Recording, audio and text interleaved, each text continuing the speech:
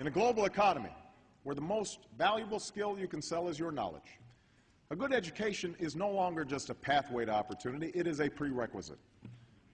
Right now, 3/4 of the fastest growing occupations require more than a high school diploma. And yet just over half of our citizens have that level of education. America's education system, although one of the finest in the world, is still lacking in many ways. Since 1965, there has always been an act regarding public school education. Each had their faults, and a new one has always been put in place. During the Bush administration, No Child Left Behind was put into place. Growing up in a house with both parents being teachers, I heard a lot about this. My mother, who has been a teacher in public schools for 29 years, tells us about how No Child Left Behind affected her in the classroom. No Child Left Behind began, I'll admit that it did scare me in my teaching.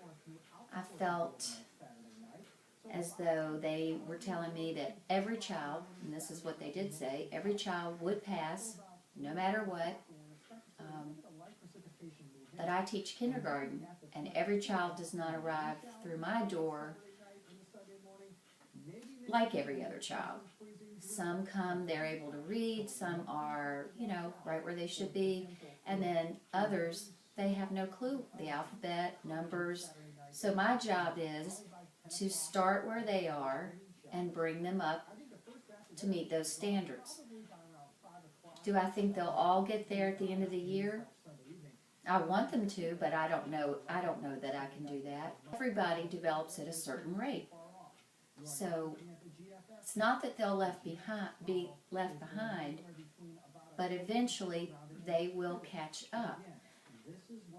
No Child Left Behind has helped me in some ways because I do feel like I want to stay on the SOLs, make sure that I'm teaching what I need to teach. I want to make sure that the kids are understanding, they enjoy it. So it has made me focus more on the objectives, but I also feel that threat of if your kids don't pass, it's your fault. It's your job. Although standardized tests are needed and provide feedback from all schools, they are being stressed until teachers can barely handle the pressure anymore. Many teachers, like Miss Agner, compare it to being in prison with her kindergartners when the tests come around.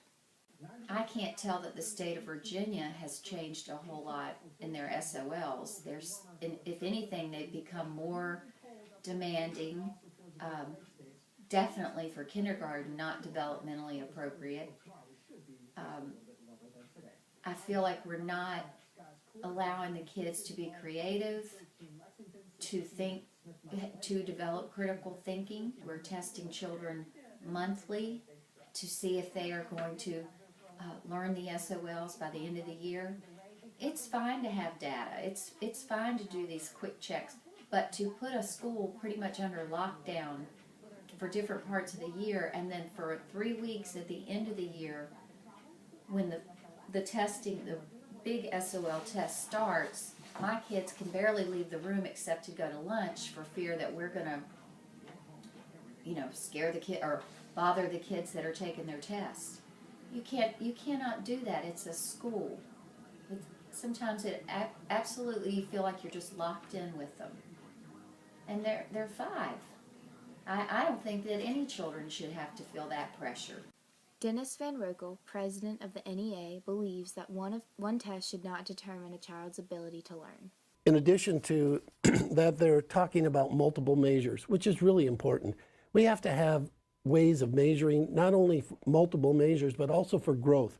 Explain what multiple measures is. Well, right now, under No Child Left Behind, all of the assessments are based on one test on one day of the year. There's nobody in business or athletics that is measured on a single day on a single measure. It takes multiple measures to know whether or not a student is learning and whether or not the system is delivering for those kids. So multiple measures is really essential. One test should not determine how smart a child is and how good a teacher is. Congress has been thinking about basing teachers' pay off of their standardized test scores, which is absolutely absurd. Every year you have a new group of students, and it's the same material you're supposed to teach, But if you have a class, maybe they're not as advanced as the class you had before, you've got to change it up. You've got to plan it differently. And, you know, not everybody's going to make the exact same progress every year. It's just not going to happen. Therefore, you do not base someone's pay on that. If you were a doctor,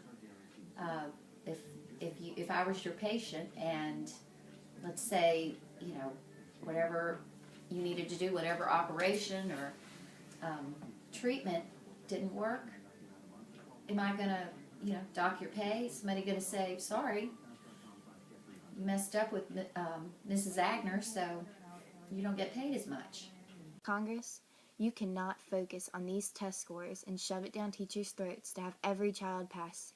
You're not helping, just making things worse. Dropping No Child Left Behind should have been done years ago.